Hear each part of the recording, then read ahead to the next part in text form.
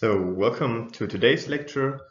It's the second part of the data science lecture, and we are gonna look into some more details in how to develop deep learning algorithms.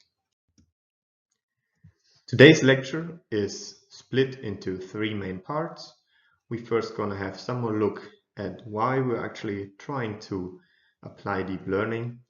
Then we are going into the depth of the deep learning algorithms and really try to understand a bit more how they work and why they work. And finally, we're going to look at some applications and try to develop algorithms on our own, try to solve medical problems with this, and really see what is actually going on. In terms of motivation, there are several research brands being developed right now and applied. Those are the diagnosis and the improved predictive care, and we're going to see in which way they're going to be helpful for us.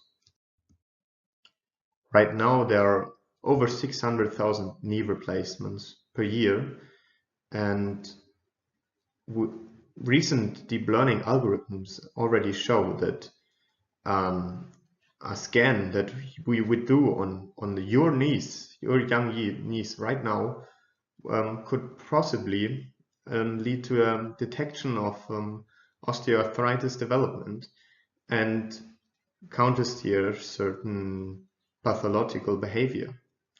So the 600,000 knee replacements, a lot of them potentially could be avoided.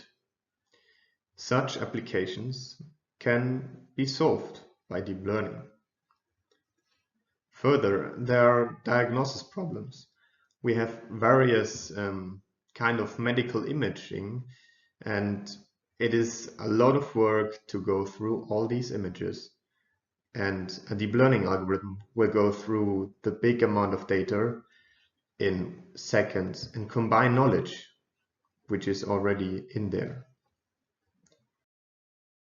Let's have a closer look on the current path to the deep learning algorithms. So, as a little repetition from last week, there are three main types that describe artificial intelligence, or how you can cluster them. So there's general artificial intelligence, is just any kind of engineering system that can make some kind of improved decision making upon some data. There could be a coffee machine which just is able of knowing I have been deactivated for 30 minutes, and so I'll turn myself off. More sophisticated algorithms are in the area of machine learning, meaning that they are capable of really detecting patterns on their own and are able to apply different kinds of decision making. And then finally, the most popular branch of all is the deep learning branch, which is just a sub-branch of the machine learning, and it's really just pushing machine learning to its limits. So bring it on as much and as deep on as many parameters as possible and applying it in new setting. So this is the general path that we're going to be following in deep learning.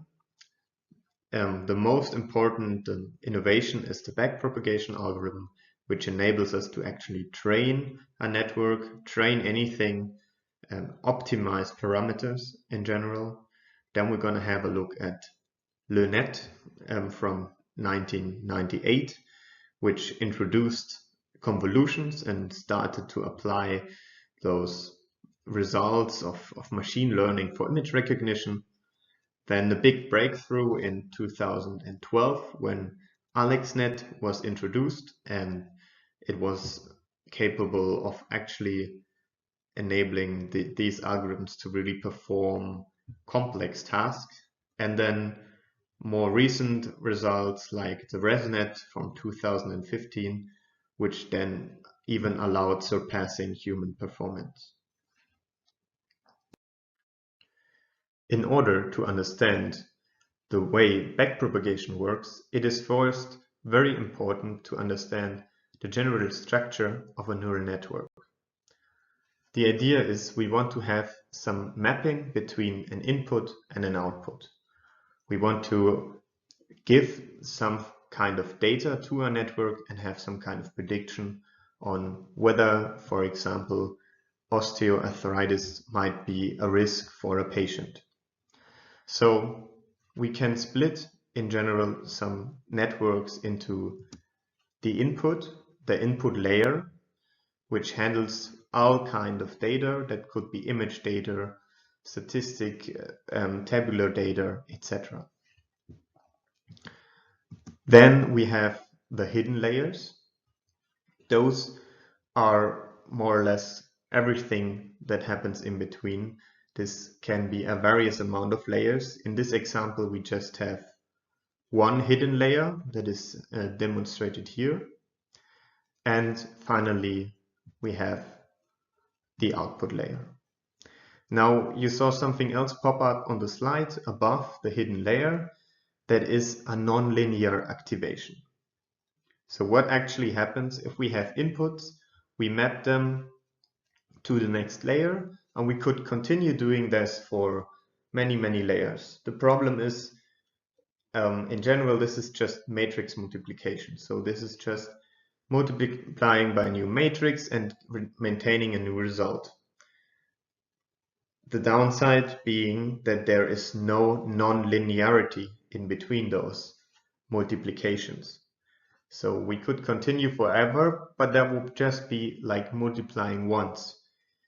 This doesn't really help us in terms of really matching very complex data to a certain prediction. So we have to give the network a chance to map or apply nonlinearity in it.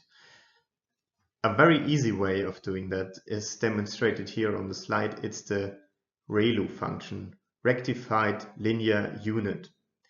What it actually does is just everything below a 0 as an input of this layer will be ignored, will be set to 0, and everything above it will just maintain its value. So only positive values will be passed. In order to improve our understanding of such neural networks, let's just really see what's happening in it.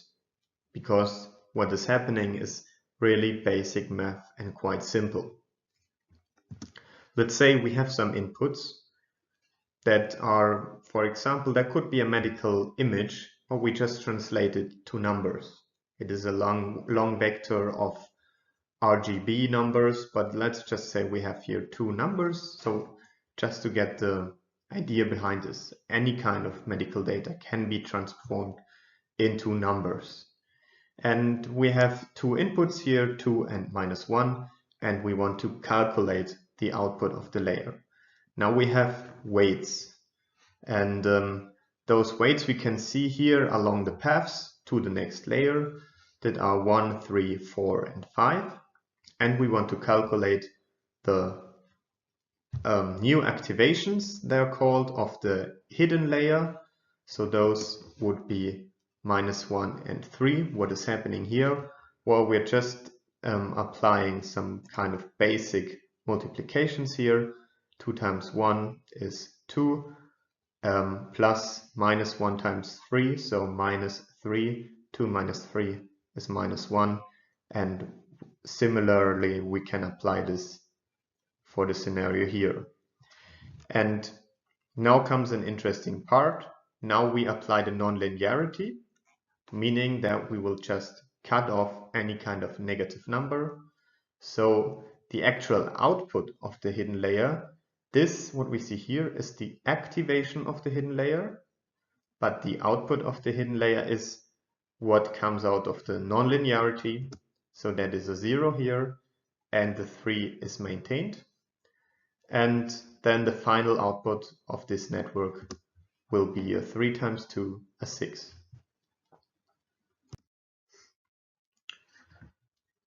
Now, we've seen that before, so This is again the same kind of network. We had some kind of input and we predicted the output would be a 6. Now let's get some kind of learning activated in here. Any kind of output we have will be matched or compared to some actual value that we initially required it to be. In terms of the regression problem that we're looking upon here, regression meaning that this is just a continuous problem. We have a certain value we want to predict, and we are looking at the difference. How far are we off? This is a very simple scenario, so we can just compare it to our target. Let's say in this example we have a target of 10, so that would be the y value, that is the one we actually want, and our network has predicted a y hat value of 6. And the other thing that we further want to emphasize is that we have these inputs, we have these activations of the hidden layers, which result into the output of the hidden layers, the y's we get, and further, most importantly, we have 6 weights. You can see them here. Those are the weights of the first layer, and these are the weights of the second one. Now that we saw how a neural network basically works, how it is capable of predicting those outputs, the question is, how do we improve it? We saw in the example before, we predicted a 6, but we actually wanted this value to be a 10. So what can we do in order to get this network any closer to that value of 10? Well, the solution lies within defining a metric for the error itself. So by defining an error function and by defining a derivative of that error, we get an idea of how to change those weights, because the way of optimizing a neural network is simply changing the weights of the network. So getting an error function, building a derivative, and then changing the parameters according to the derivative is enabling us to improve the network. For a regression problem, which is the problem we're looking for in this example, it is a very simple error function we can come up with. It is the mean squared error, which is basically just taking the difference between the predicted value and the actual value and putting it to the square. So that is a very general overview of how to do this. The problem comes in the detail, because the thing we actually need is a derivative for each weight of this network. So we had 6 weights here, and we need a derivative for each of those weights in order to know how to change it in an optimal way. Well, the solution to this is the chain rule, because the network we saw is just a mathematical function in itself, and we could always derive some kind of derivative for each part of that function. And once we apply a chain rule, so we slowly move from the output step by step in the direction of the input, we can maintain each of those partial derivatives and therefore define the derivatives for all of the weights. But let's see that in more detail. Let's have a concrete look at how to calculate this derivative for the parameter θ6. So we saw this one is down here. We have the output of the hidden layer, which was a 3. We had this parameter θ6, and we therefore predicted our value y. Now let's see how to calculate, according to the defined loss function, the derivative for this parameter by using the suggested chain rule. So basically what we're trying to do is, by calculating the derivative, of the loss according to the parameter we're looking for is just moving backwards. So loss according to the predicted output times the predicted output for that parameter. In that way, that makes it quite simple for this example. We see that we can have the loss right here, and we can derive it for the maintained output we got. So we predicted here the 6, we can put everything in there. We get a partial derivative of this term of being an 8. And then we can continue this, so chain it together and calculate the second derivative right here. So what is the derivative of the predicted output according to the parameter, which is simply because we can see that the predicted output is a function of that parameter. So if we derive it, we simply maintain h2, which is a 3, and we concatenate those values together. So our solution for the parameter theta 6 is 24, and is the multiplication of 8 and 3 in this example. So that is a very basic example how this backpropagation algorithm works.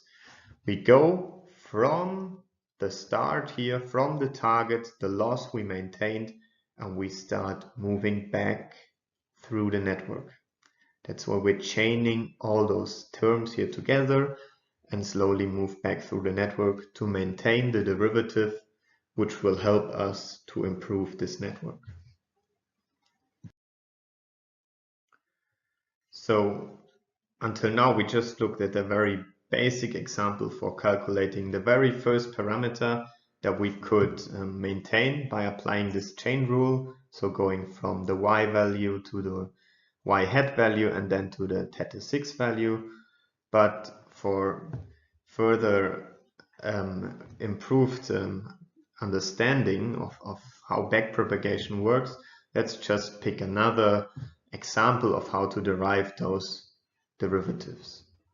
So for example, if we want to focus on this part for theta 2, we have to move a bit further back within the backpropagation algorithm. Now, when we look at these networks, a very nice thing also why we applied this rectified linear unit, so this ReLU nonlinear activation function, is that derivatives or calculating those derivatives is very easy. Why? Well, because they tend to be eliminated within any kind of optimization or derivative calculation process, because they just if anything gets negative, they only leave a null, and this one will not have any more gradients anymore. So it's very easy. This part of the network just gets deactivated, which makes it much more easy to go through the whole graph, and it makes calculation much faster. So we wanted to get the derivative for this value. So we want to optimize the theta 2 value, and we need to find a way to calculate the derivative then in order to optimize this parameter. So we already know this partial derivative because we calculated it for theta 6. That remains the same, yet all other values do change because we derive by y hat. Then we have to keep moving through that network. So the next important output we were looking at is this one. So if we again get the value of this one, we see that it's simply dependent on theta 6. This is the value that's actually being put in here. Then we derive the ReLU function, which is a very simple function because in our case it simply puts in a 1 here because all values are just being passed. And then we need to find out how this activation value, so this one we derive it for the activation Now we need to find out how the activation depends on theta 2, which is simply the input. So this value is also at 2. We just saw very basic and brief description how all this process works. So let's give it some time and recapitulate what we just saw. We saw that these networks have inputs and outputs, and we have some kind of non-linear mapping in between. But basically, this is very simple math. It is multiplication, then a non-linear mapping, which is just deactivating certain neurons, they're called, those little activations that we saw, and predicting an output. In order to optimize that output, we define a loss function, and we then derive that loss function with respect to all the parameters in the network.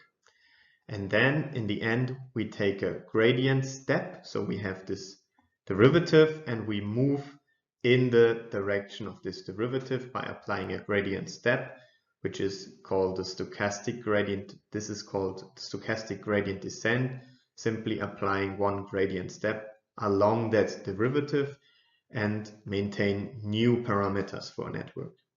This enables us to improve this very basic network and potentially make it better. So this is the very basic things. All today neural networks, the ones you know, the ones that are so popular in the news, everything that is being talked about is dependent upon this backpropagation algorithm. Nowadays, there are some improvements being made. So quite often you're not using stochastic gradient descent, which just means moving along this new calculated gradient on and on and on, but you have some kind of momentum that you try to apply. So if you have been moving for a very long time in one direction, you really kind of speed it up. It's like a ball that's rolling down and it tends to speed up once it is being applied the same force for a long time. The force could be translated to be the gradient.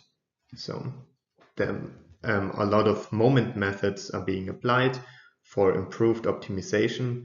And of course, the loss functions we saw, there are so many great loss functions out there, and there are being new ones developed every day. So for the classic regression problem, just becoming closer to a certain number, the mean square error is sufficient. But in many scenarios, you have much more advanced loss functions like the cross entropy loss, but we will not go into further detail on other loss functions. Just for the basic understanding, they are all some kind of variations, and the main thing to keep here in mind is how the backpropagation actually does work by applying the chain rule, by chaining these events of the network onto another and then performing a gradient step which optimizes the network.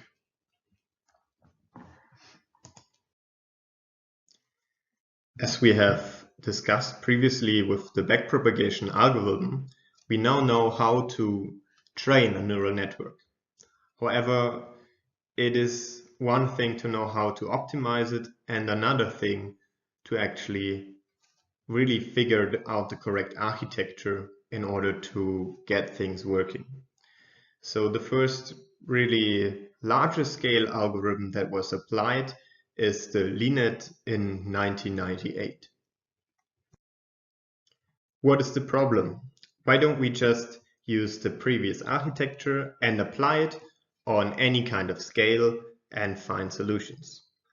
Well, why didn't anything happen after 1986 when backpropagation was introduced? Why was there no big hype? The problem was that these architectures were very limited. These feed-forward neural networks, as we previously saw, they connect each layer and the connections or the activations from one layer with all of the others. So if you have 2 here and 3 here, you have 6 connections. That was so totally fine for the small network we previously analyzed. However, if we actually want to get these things working for an image, we get problems because images are large in general. Let's even assume we have a small image of 224 pixels. We already have an input vector of around about 50,000 length. Now, if we just use half of that huge size for the next layer, so let's say 25,000, well, the number of parameters or weights we have to train within that layer just explodes. That will be, in this case, 1.25 billion. And that is not practical. That is a vast amount of calculation effort, and it does not bring us any closer to solving image recognition problems. So these networks try to connect each pixel from one layer with each input or activation of the next one, and often pixels that are far away don't really have any context to a pixel that is very close to the next pixel. So there has to be some kind of architecture in order to avoid this useless calculations and interconnections between all pixels of an image with each other. The solution that Yann LeCun and his team in 1998 came up with also had these problems in mind, so it allowed them to design a new kind of architecture which was capable of dealing with these problems. So as we previously saw, we have these fully connected layers where each input and activation of one layer is interconnected with each other. They had a new approach, and you can see that one on the picture here, which is simply using filter maps. And we're going to discuss them in more detail, how they work and why they work. The main thing to take from here is that instead of using millions and billions of parameters, they could reduce dealing with images and training parameters to just over 60,000, which was a massive decrease. And by this, they were able to actually apply those algorithms for everyday usage. So how do these convolutions or filter maps actually work? We can see that on the example right here. A matrix, or a kernel it's called, is moved over an image, which is demonstrated as the large matrix here, and a solution for the next layer is calculated. How does this work? Well, each of those small weights we can see here is multiplied by the pixel value, and all of those pixel values or all of those results we can see within one matrix will be added together. This results in a solution for each of these passings of the matrix. So what is the advantage?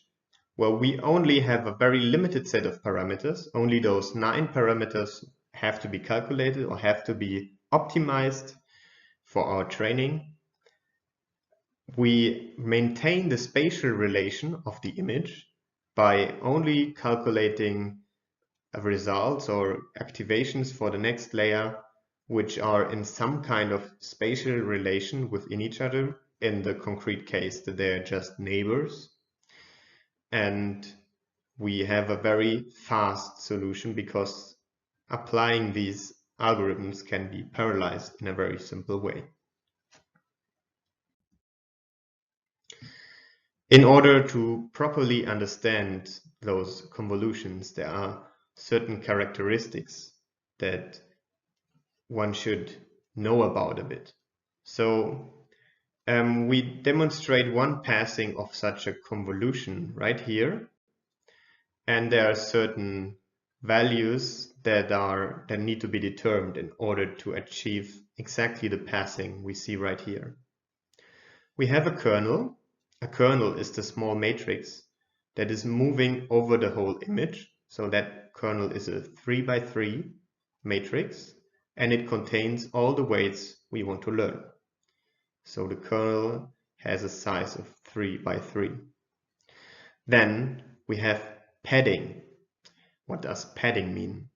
Well, often the problem is when we want to have a certain output dimension here, this dimension we want to manipulate it in some way, it is quite difficult with these convolutions to really get something which works in a proper way. So in order to solve this problem with dimensionality is to add a padding on the original image. What does that mean? It means that we apply a border on this image with certain values we simply add. How do we do this? Well, often we simply just add zeros on the border and we then apply the convolution calculations in the same manner we previously did. And the last thing that is very important in order to understand how these convolutions work is the striding. The stride or the shift is simply the way we move in the X and Y direction over the image after each calculation of that kernel matrix.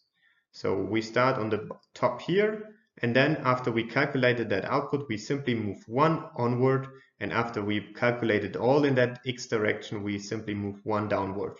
So the striding in this case is 1 in X and 1 in Y.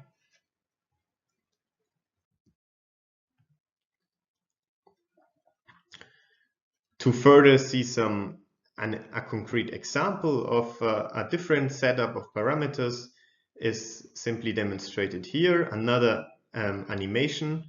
We changed the padding and the striding. Well, we didn't change the kernel, as you can see. It's still a 3 by 3 matrix, so that maintains. But the padding is changed. We have no padding anymore, so no values are appended to the image on the border. And we have a striding of 2 in X and 2 in Y. So after each calculation, the kernel is moved by 2. Another very important characteristic that is applied to convolutions is the max pool operation. So what does this one do? It simply calculates the input or takes a certain input over an area. In this case, it's a 2 by 2 max pool operation and only maintains the maximum value. Why is that important? It is a very easy and efficient way to reduce the dimension of a large image or large network. So if we try to avoid to have that large dimension being carried on from layer to layer, we have a very simple way of compressing everything with the hope of maintaining the most important values within that network. So the max pool just lets the maximum value within each of those operations or each of those poolings survive. The next important characteristic of a convolutional neural network is the filter. So far we have seen kernels, but often we want to use filters as they contain multiple kernels. If we just have an input of a black and white image, we just have one channel of that image. So it's very easy. We have in that very first layer, we apply a convolution on just one kernel. So that filter only contains one kernel to deal with each channel of that image. We have only one, so it's fine. Let's say we have an RGB image, so a red, green, and a blue channel of that image. We have actually kind of 3 images we are actually looking upon. Now, in order to properly analyze that image, we should consider dealing with each of those channels. So for each channel, we have a kernel, and all those kernels are summed up as being one filter. What does that mean in more detail? Let's have a look at this example. We have an RGB image. It has 3 channels, and each of those channels is analyzed by a kernel and produces this, you could already call it output of that convolutional layer. But in order to properly deal with that in a more advanced way, we are simply going to add all of those results together because they actually contain the same information. So this is the result of one filter. A filter has multiple kernels that produce one output image. Now, if we want to have multiple output images, as we want to apply maybe multiple filters, we are simply going to use more filters. So this is what we see here in the architecture of Jean LeCun. He used, for example, 6 filters with only one kernel because in this example he simply had a black and white image. So only one kernel for that first filter was needed each. But he used 6 of them, meaning that he maintained 6 images within the next layer. Then again, he used another convolutional layer and maintained the dimensionality. Here, he made the network smaller in order to not have such a large computation cost as he was moving onward. So he used the max pool operation here. Then, as he had applied a max pool, he could afford to use more filters as the calculation cost was down. So he applied 16 filters here. Well, again, applying the logic, how many kernels did each of those filters have? Well, as we have 6 images, you could call it, on this layer, he had 16 filters with 6 kernels each, and so on. So this is how he constructed the whole architecture here, maintaining him to analyze very small images. And here in the end you can see the fully connected layers or dense layers. Those are the layers we saw previously as we had the example of backpropagation. They're good for a very small amount of neurons or activations inside them. Dealing with large images or large inputs is very beneficial to use convolutions. So still, after all these very interesting and clever proposals, there was not a big hype of deep learning yet. Only in 2012, when AlexNet was introduced, the hype began. The problems of these current applications were that they were very limited to small inputs. So Jean LeCun, although he had made the introduction to convolutional neural networks, his algorithms were only capable of being applied to 28 by 28 images, which is very small and not very practical for everyday usage. Another problem was that these networks always tend to overfit with everything we train them so far. The problem is therefore, if we train them long, they tend to draw an exact approximation of the training data they see. However, this data will not be really the result we need for our everyday usage. An example is seen here of a training process where the train accuracy always increases over time and it gets more and more precise. Yet if you look at the validation accuracy, so parts of data that weren't seen are hidden for the network while training, you see that this tends to decrease after a certain amount of time because the network is finding representations which are within the training data, but they don't make sense for the broader or larger amount of data.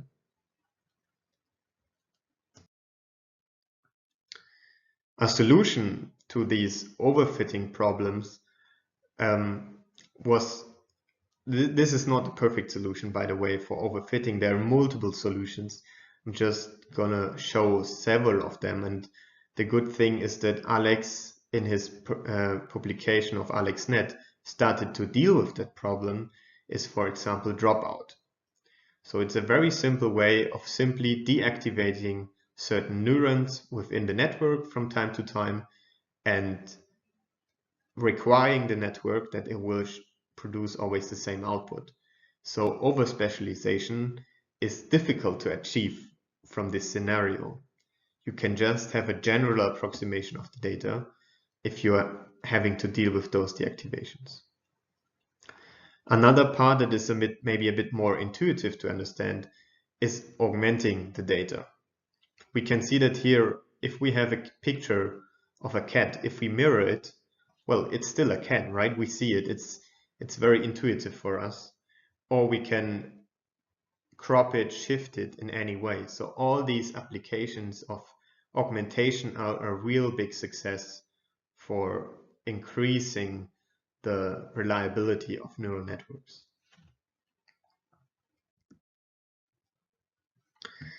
Then the main thing AlexNet actually did was try to solve the problem of dealing with neural architectures or neural networks on a large scale. He didn't reinvent the wheel in that case. This network is really, if you look at it from an architectural perspective, it's really close to the one proposed by Jean LeCun in 1998. Yet he simply put it on a new scale. He applied a vast, very large convolutions here, another max pool, and he simply worked himself up on a very large scale and made this work for the first time. Well, one thing that played into his real success was that finally, with the development of proper GPUs, we were able to calculate this quite easily.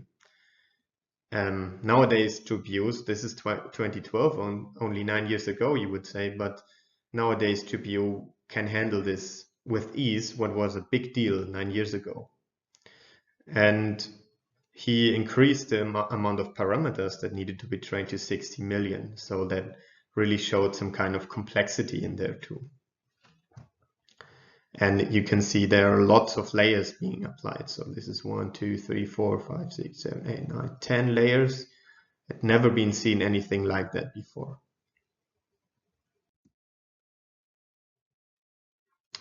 So the big success was actually that he, for the first time, was able to surpass previous algorithms. Before that, you had everything hand-tuned, really fine-tuned engineering, where people came up with logic that applied to knowledge that they applied, and somehow they found clever ways of dealing with recognizing images.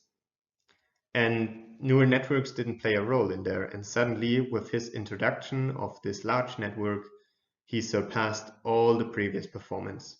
And this founded all of the hype that is actually going on these days. So the last thing we're going to look at in order to really understand that part of how these networks developed, where are they right now, and how do they work, what is their background for all their success, and the basis of it is the residual network that was proposed by Kai-Ming He in 2015.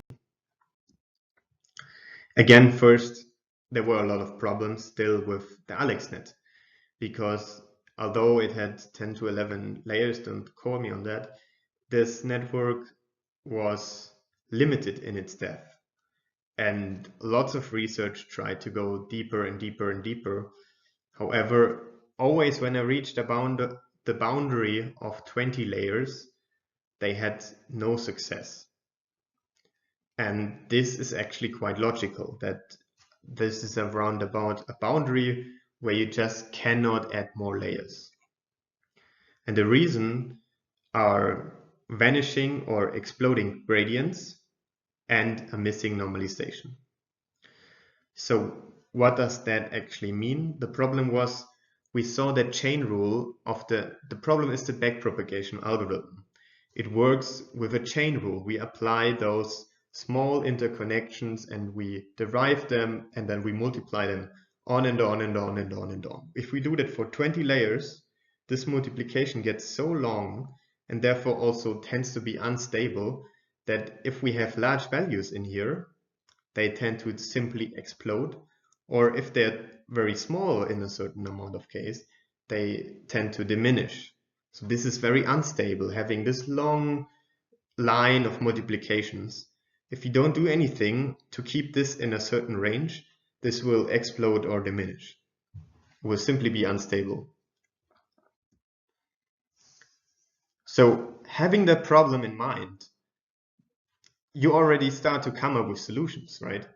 So a very simple solution is proposed by Ka-Ming He in 2015 and is one of the most successful papers.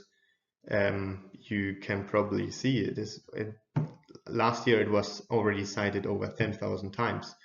So what they actually did is, the main improvement was they introduced skip connections. So in order to avoid having those long chains of multiplications, they said, well, how can I shorten this? So if I skip somewhere in between here and keep applying the logic of the network, well, yeah, I don't have to deal with that vanishing or gradient problem anymore. So the vanishing gradient problem I can avoid because I simply shorten the path I have to take by calculating my derivative. Of course, I also take this part.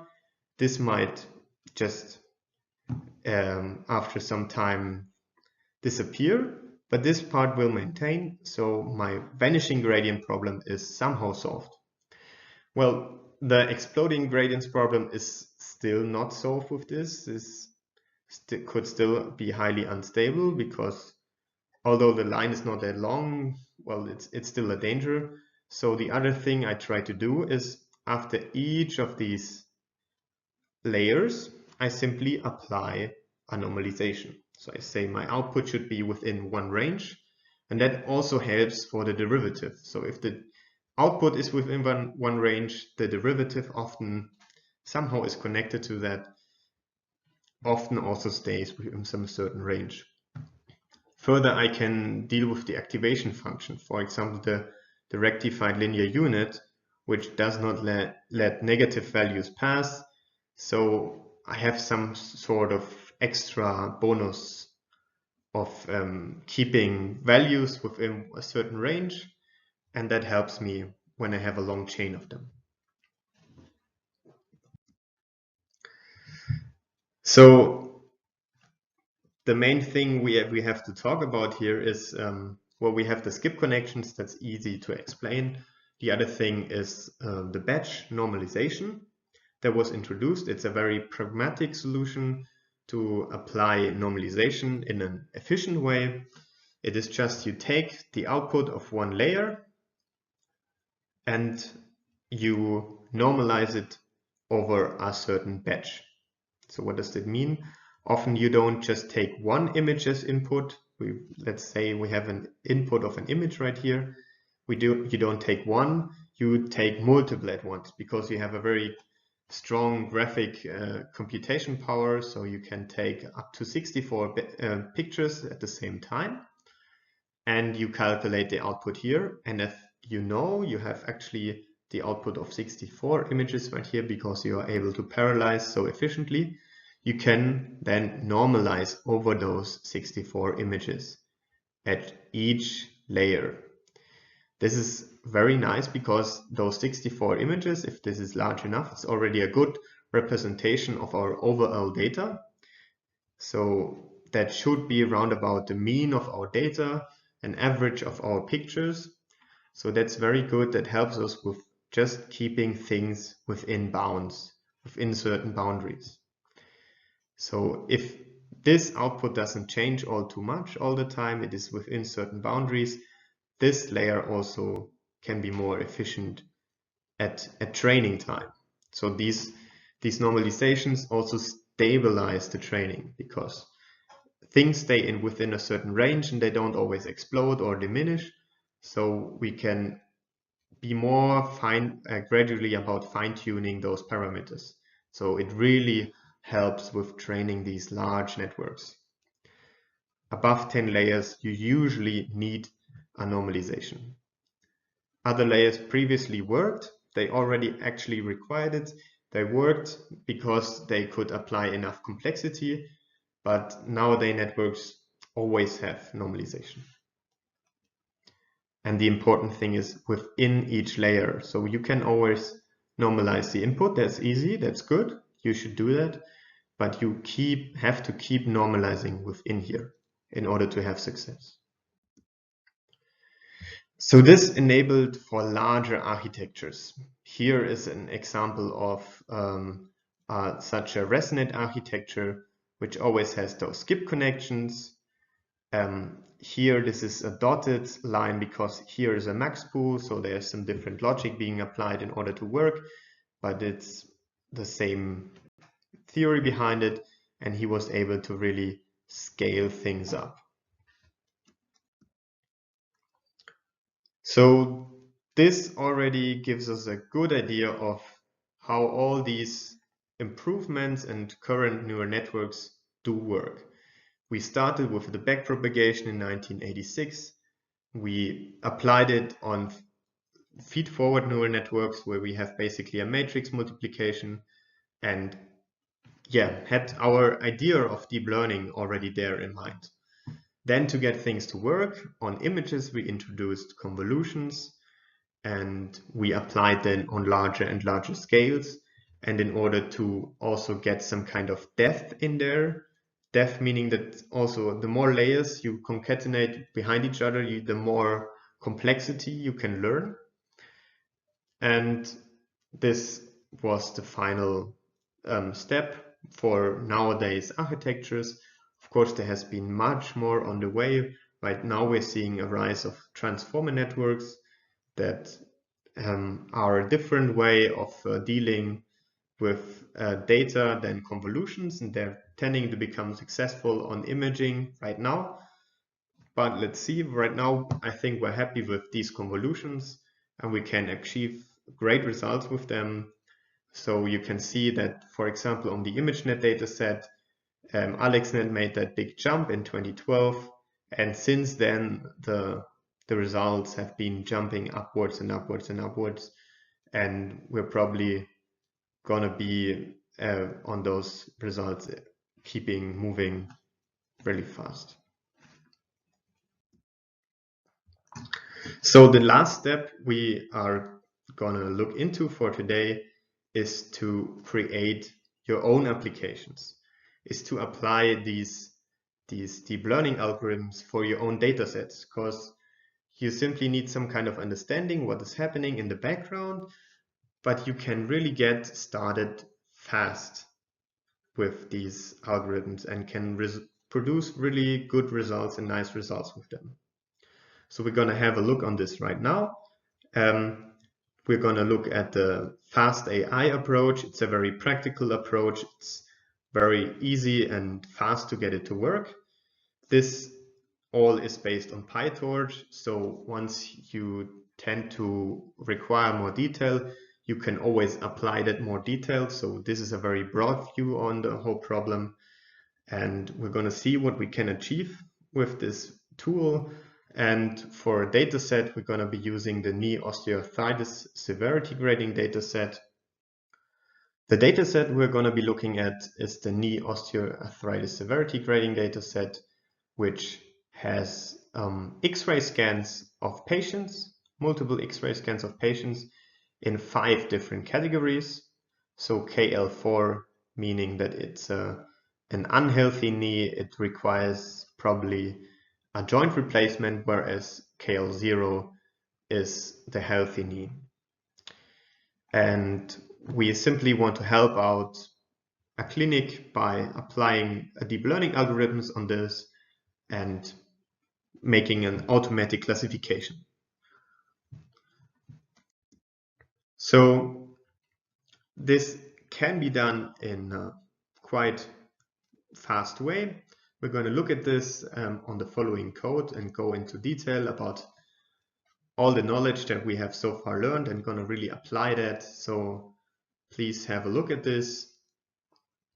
And that's all for the theory part for today. And thank you for your attention.